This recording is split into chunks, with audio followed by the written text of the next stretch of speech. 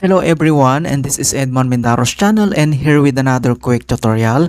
At sa video ito ay tuturo ko on how to convert Maya voucher into cash balance and transfer to savings account. Possible kaya? Yes, pwedeng i-claim ang Maya voucher at i-transfer sa savings account natin.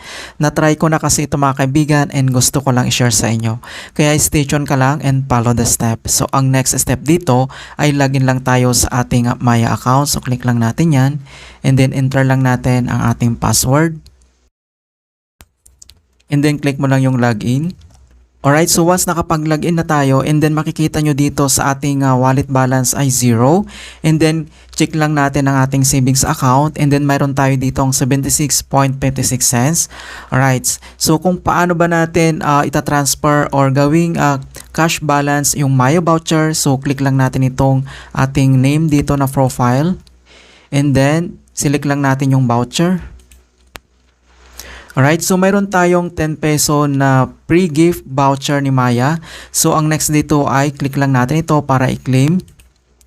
And then dito ay kailangan na natin itong i-claim. So may mga details dito in terms condition. Pwede mo namang basahin yan. And then click mo lang yung claim.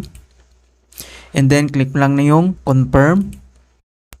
Alright, so voucher successfully claim. Alright, so ang next dito ay punta tayo sa ating profile. So back tayo dito. And then, punta tayo sa ating wallet balance. Ayan, so makikita nyo dito na na-transfer na dito yung 10 peso na voucher natin. So, nandito na sa wallet balance. So, ang gagawin natin dito ay ita-transfer natin ito sa ating savings account. So, click mo lang tong savings. And then, kailangan mo lang itong i-click tong deposit. So, click mo yung deposit. Alright, so select fund and source. And then, click mo lang itong Maya. Dito siya, yung ating wallet balance. So, click mo ito.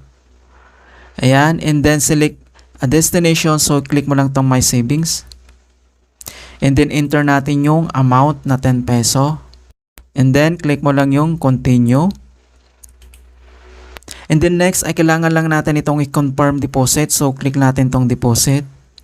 So, ayan mga kaibigan, makita nyo dito na you have transferred 10 peso. Ayan, ito yung natin, yung pre-voucher na binigay ni Maya. So, pwedeng i-transfer ito sa ating savings account. So, click mo yung finish. And then, check lang natin. Ayan. So, makikita nyo dito, ang savings account natin ay naging 86 na. So, kanina is 76.56. Ngayon, naging 86.56 cents. And then, dito naman, makita mo dito yung transferin natin.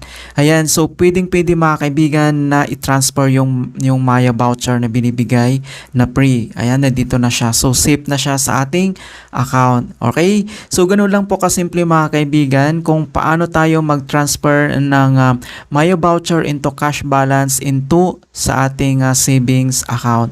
So maraming salamat at nakapag-share ulit ako ng panibagong kaalaman sa Maya. And please don't forget to like this video and subscribe to my channel for more helpful tutorials and tips. And if you have any questions or suggestions, please leave them in the comment below. Thank you guys and see you on my next tutorial.